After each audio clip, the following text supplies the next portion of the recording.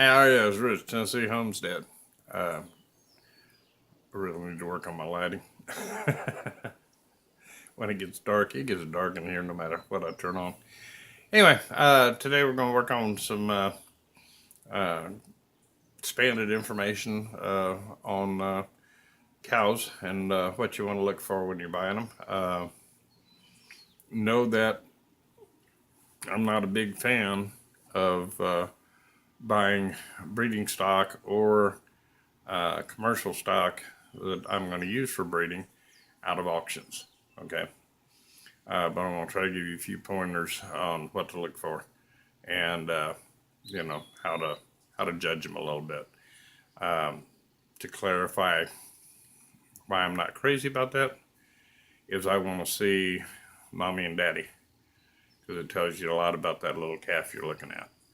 So if you buy from direct from a farm, you're going to be way better off doing it that way.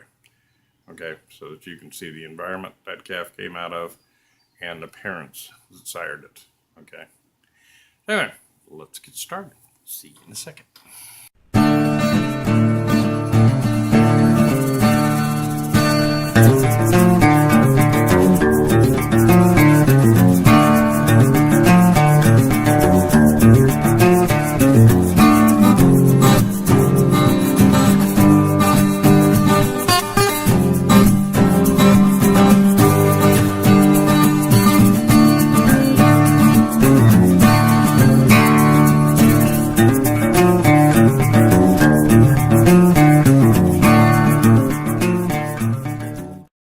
Homestead, we're back. How the heck are you today?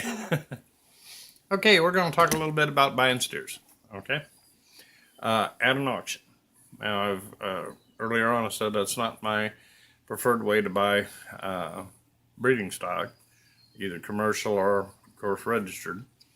But as far as like steers and so forth, if you're new to cattle, see if you can take along a neighbor or something of that nature that knows a little something about them, because you can really get stung if you're not familiar with their body conditions and things of that nature.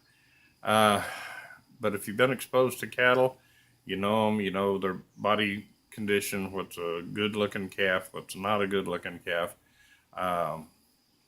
Be able to look at a calf and go, well, it looks like whoever owned him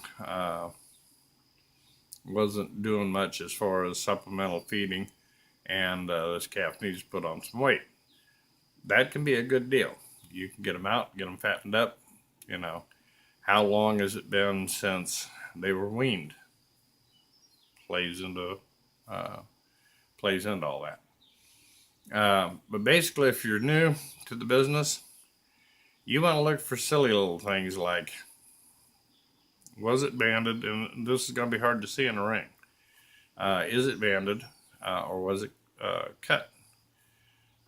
Most people that run their steers into auction will cut them, because most buyers prefer the cut because they can see and know that everything turned out all right.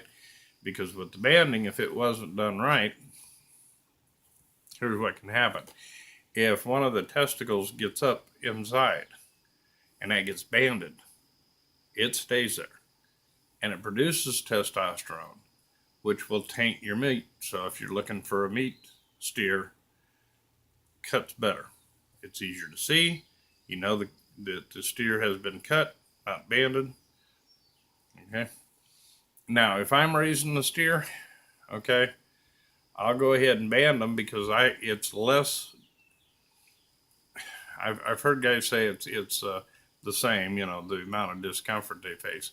If you get that steer when he's a day or two old and band him, and you do it correctly, okay, that calf, you'll never see him limp or have any problems. Okay, they just fall off. Sounds kind of gross, but that's what happens. And do it incorrectly though, and if you leave a testicle up inside of it, up inside that calf, your meat's going to taste a little funny. Okay, so that's why at auction you will usually see that most guys that run their steers into auction will cut, not band. because most buyers prefer to be able to look and see and go, yep, he's been cut, everything's good, because that calf's walking around in that ring and he has a testicle up inside him, you're not going to see it. You're not going to know it's there. You're not going to know it's there until it goes to the processor. Okay?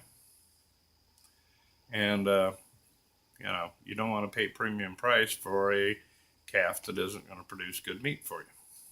Something to think about. So always, step one, make sure that you can see that they are cut. I would pass on banded calves at an auction.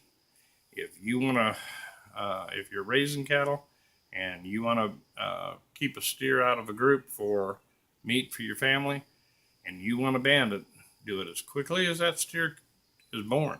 Seriously. If you can get mama distracted day one, so much the better. The earlier you get it banded, the better it is for the calf. It's not painful for them. And they're also a lot smaller. They're easier to handle. You don't want to try to band one when they're, 2-3 months old. At that point, I'll cut them. Okay? Because they're going to go through the same kind of discomfort and so forth. So why not just go ahead and cut them? It's quicker, simpler, out of the way. Okay, so, and if you're not familiar with that, leave some comments down below and we'll cover that, I guess. But usually you can find a neighbor who has some experience in it, okay?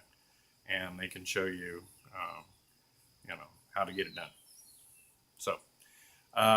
So at auction, rule one, if you're buying a steer for meat, you want to make sure that that steer has been cut, and you'll be able to see that. The sack will be there. It's just going to be empty, okay? And you can see that as they're walking around in the ring. Banded, I wouldn't bid on a banded one because you're not going to be able to get down there and physically inspect that calf, okay? And if you can't physically feel around up in there and go, yeah, there's still a testicle up in there, you're not going to know whether your meat's going to be good, bad, or indifferent. All right? So why spend the money? Because like I said, most guys that are going to take a steer into auction will cut them. A lot of guys are getting lazy. Some of the new guys coming in who don't have cattle handling facilities and things of this nature, where instead of running them in as steers, they're running them in as bulls, even though they don't have the body condition or anything else to be a herd bull, and they leave it up to you to take care of it. All right? And then try to command a premium price out of the animal. Don't play a game. Just sit back and go, when I see some steers come through that have been cut, I'll start bidding. Okay? Otherwise, don't do it. Because if you don't have experience in it, and you don't have a lot of handling facilities and squeeze chutes and things of this nature, it is going to be a bit of a job for you. No sense in getting into it. Your time's worth money, right? So, running that calf in there and cutting him and, doctoring him for the next week or so, it's a pain in it. It's a pain. Okay, and depending on the time of year, I never cut a steer going into fly season. Okay, there you're asking for a lot of problems. Okay, the flies will be driving him nuts. They can get infected. They can tear the wound open. On and on and on. So if you're going to band,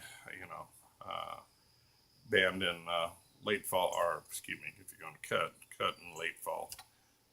When the cooler weather, the flies are pretty much done, and it makes for a lot less discomfort for the animal and for you, because if it gets an infection or it gets tore open, you're going to be out there patching stuff up, and that's pain, okay? And you're going to be spending the money for, your antibiotics, which you don't want any, okay? If the infection gets bad, at least going out there and getting him pulled back together and blue coating him and stuff of this nature to try to keep it from getting infected. Because cattle are not real clean, okay? And they'll make a mess of themselves, and that can infect a wound pretty quickly. So just keep that in mind. You don't want to be cutting them unless you got experience and you got facilities. You might have a neighbor who says, yeah, I've got to shoot, bring them on down, I'll cut them for you, and if so, go for it. But otherwise, if you're new to cattle, don't do it. Right? You can take them into a vet. Calculate that into the price of you're paying for that animal, because vet's not going to be cheap. Okay, that's simple.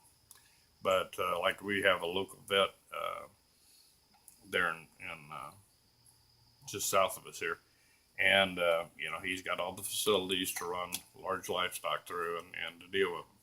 And I think he's at to just cut a bull $150, somewhere along there, $150 to $200, plus your time and so forth hauling it down there. So I kind of put that into your price, so you don't end up paying retail for your beef. But you want to look for a good structured animal, one that looks like it has a good body mass on it. The muscle structure is good. Look for any deformities, any limps, anything that's out of the ordinary on that steer. Like I said, I have bought underweight steers. Just looking at them, they appeared to have a pretty good build, but were a little skinny. Okay, and that's a feed issue, and you may be dealing with a farmer that's having financial difficulties, and this little guy just didn't get enough to eat. That's simple.